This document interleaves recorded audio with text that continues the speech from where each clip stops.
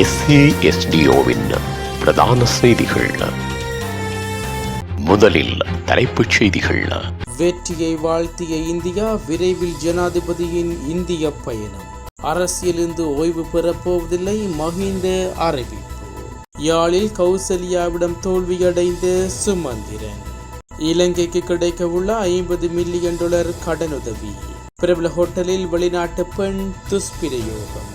கனேடியர்களை நாட்டை விட்டு வெளியேற கோரிய காலிஸ்தானியர்கள். தொடர்வன விரிவான செய்திகள். தாயக செய்திகள்.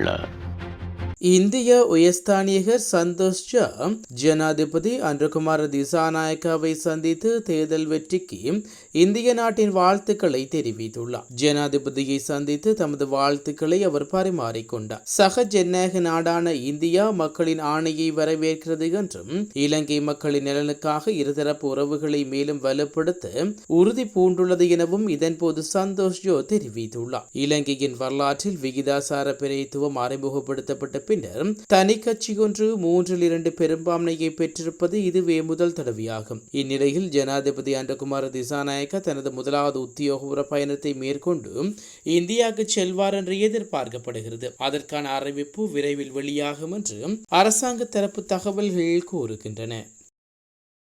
அரசியலிருந்து ஓய்வு பெறப் போவதில்லை என்று முன்னாள் ஜனாதிபதி மஹிந்த ராஜபக்ச தெரிவித்துள்ளார். இலகுவில் தாம் அரசியலிருந்து ஓய்வு பெறப் போவதில்லை என்று அவர் குறிப்பிட்டுள்ளார். நடைபெற்று முடிந்த பொது தேர்தலில் தாங்கள் எதிர்பார்த்த எண்ணிக்கையில் ஆசனங்கள் கிடைக்கப்பெற்றது என்று தெரிவித்துள்ளார். மேலும் இந்த அரசாங்கம் சிறந்த முறையில் ஆட்சி செய்யும் என தான் எதிர்பார்ப்பதாக குறிப்பிட்டுள்ளார். புதியவர்களுக்கு சந்தர்ப்பம் வழங்கப்பட வேண்டும் எனவும் மக்கள் அவர்களை தேர்வு செய்துள்ளார்கள் எனவும் அவர்களின் ஆணையை மதிப்பதாகவும் மஹிந்த ராஜபக்ச தெரிவித்துள்ளார். தேசிய மக்கள் சக்தி ஆட்சியில் நாடு முன்னேற்ற இடமொன்றும் வீழ்ச்சியடையும் இடமொன்று என்று அவர் குறிப்பிட்டுள்ளார். தேர்தலின் பின்னடைவை சந்தித்த காரணிகளை கண்டறிந்து அதற்கு தீர்வு வழங்கப்படும் என அவர் தெரிவித்துள்ளார். அரசியல் ரீதியான பழிவாங்கல்கள் இடம்பெறாது என தான் கருதுவதாக மேலும் தெரிவித்துள்ளார். மேலும் இந்த காரணத்துக்காகவும் போராட்டத்தை விட்டு விலகப் போவதில்லை என்றும் தெரிவித்துள்ளார். ரணில் விக்ரமசிங்க தரப்பிற்கு ஏற்பட்ட இந்த நிலைமையை குறித்து தான் கவலை அடைவதாக மஹிந்த ராஜபக்ச தெரிவித்துள்ளார். ஊடகவியலாளர்கள் எழுப்பிய கேள்விக்கு பதிலளித்த போது அவர் இதனை குறிப்பிட்டுள்ளார்.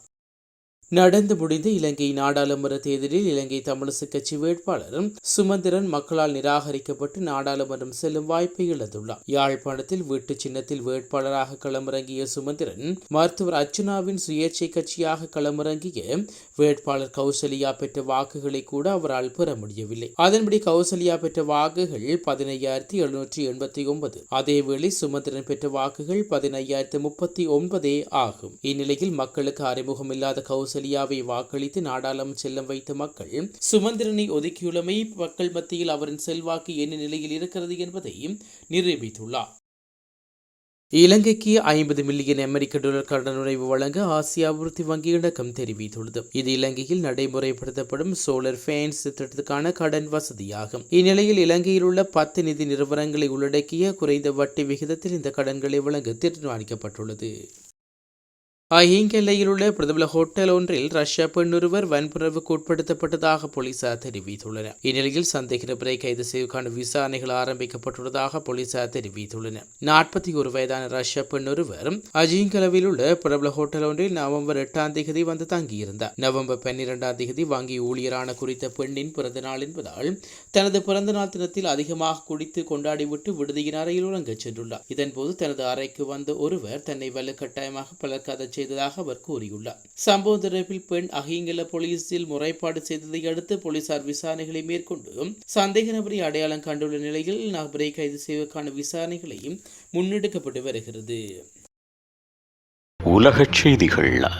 கனடாவில் வாழும் கனேடிய மக்களை நாட்டை விட்டு வெளியேறுமாறு காலிஸ்தானியர்கள் தெரிவித்துள்ளதாக அந்நாட்டு ஊடகங்கள் செய்தி வெளியிட்டுள்ளன. கனடாவில் காலிஸ்தானி இயக்கத்தின் மையமாக பிரிட்டிஷ் கொலம்பியாவில் உள்ள சட்ரோயில் நடந்த காலிஸ்தானி நிகழ்வில் கோரிக்கை விடுவிக்கப்பட்டுள்ளது. இதன்போது பதிவு செய்யப்பட்ட காணொளியில் இது கனடா எங்களின் சொந்த நாடு, நீங்கள் திரும்பிச் செல்லுங்கள் என்று கூறப்பட்டுள்ளது. வெள்ளையர்கள் மீண்டும் ஐரோப்பா, இங்கிலாந்து மற்றும் இஸ்ரேலுக்கு செல்ல வேண்டும். இது நம் நாடு, திருப்பிச் செல்லுங்கள், நாங்கள் தான் இந்த நாட்டில் உரிமையாளர்கள் என காலிஸ்தான் ஆதரவாளர்கள் ஒருவர் குறிப்பிட்டுள்ளார்.